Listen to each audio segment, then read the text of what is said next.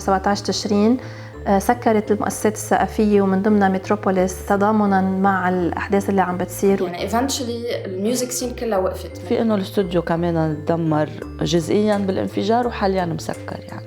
وبهذا الوقت صرنا عم نسأل حالنا إنه شو فينا نعمل، شو لازم نعمل.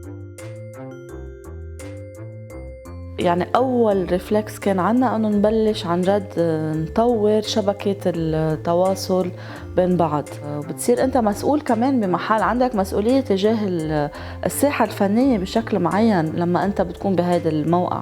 واحدة من الأشياء يلي ظهرت بهالفترة هي أهمية التعاون بين المؤسسات الثقافية، وأهمية أنه نحن وجود كل مؤسسة قديش هو بيعتمد على وجود الآخرين. يعني نحن مربوطين بشكل كتير عضوي، أول شيء ببعض كمؤسسات، تاني شيء مرتبطين بالمجتمع اللي نحن جزء منه وبتغيراته وتحولاته، ونحن مرتبطين كمان بالجمهور.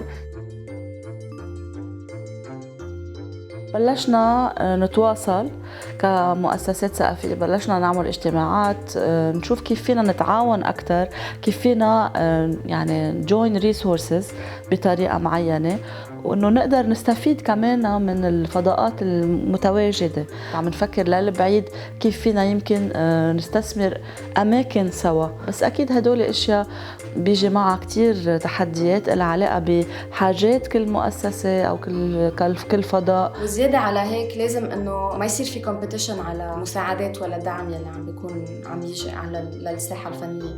يعني لازم يصير في نوع من تكاتف ولا تحالف، يكون في سنتراليزيشن لهالمصاري اللي عم تيجي ولا للدعم يلي عم يجي، لا يتقسم بطريقة structured. التقينا مع مؤسسة أفاق، وإذا بدك رحنا باتجاه أنه مع بعض نأسس صندوق لدعم المؤسسات الثقافية.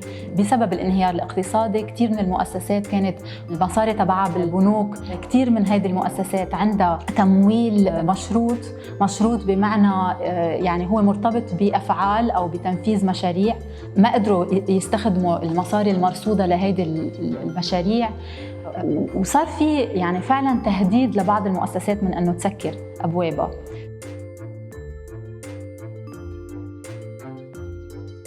اللي بنحاول دايما ندعمه انه الثقافة تنشاف كصناعة، بس كمان الأولوية لكل موسيقي عم بعيش من موسيقته انه يقدر يكمل يعيش من موسيقته، ولكل فانيو كانت عم بتعيش من الناس اللي عم بيروحوا عليها ليسمعوا موسيقى انه تقدر ترجع لهذا المحل. بعد الانفجار نحن وأفاق اتفقنا على إعلان حملة جمع تبرعات لصندوق التضامن مع لبنان. تم دعم حوالي 207 أشخاص بمبالغ نقدية بتعود لدعمهم ليقوموا بأي من الأمور الضرورية لإعادة استقرارهم، إن كان ببيت جديد، إن كان يعني شراء معدات جديدة.